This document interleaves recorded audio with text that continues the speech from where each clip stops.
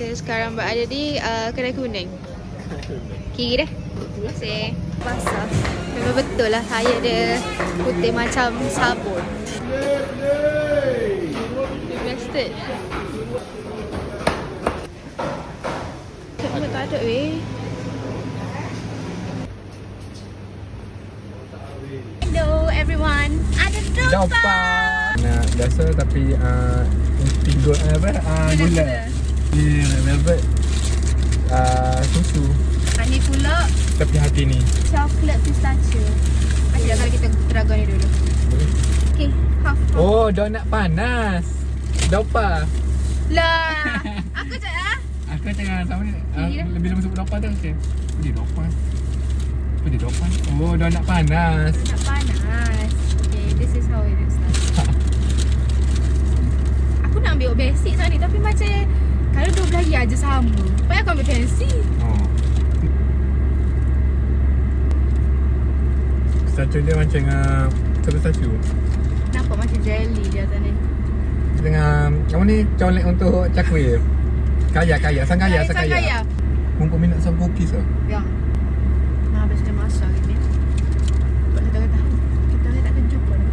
Section 9 ada bandel, ada masalam, ada Terus Syamat. Section 10 ada Hatini, ada Dopa. Section ni ada pasar. Section 7 UiTM, Pusat Kompleks.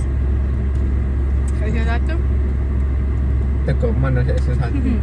Section 1 cuba teka. So kita dah ada nak buat namanya. KKR ni aku tak makan sangat susu. Oh, ada.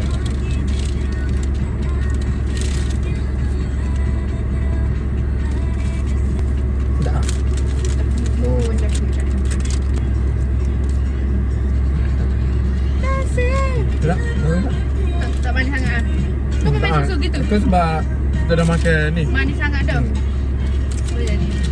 Lembut. Sumpah lembut. Ni gula.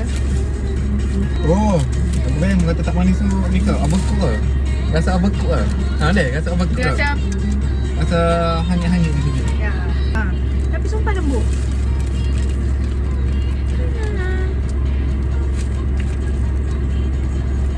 Unemployed friend.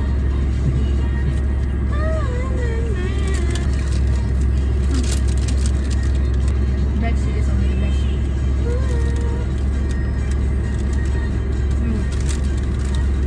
Tiga iya. Sana.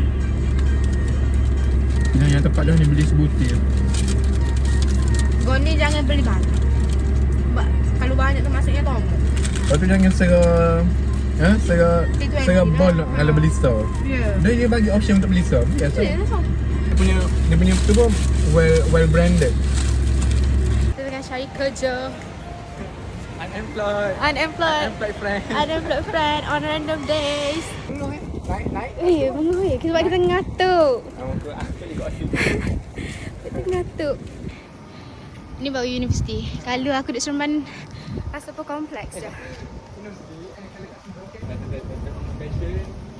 Boleh voucher. Deh.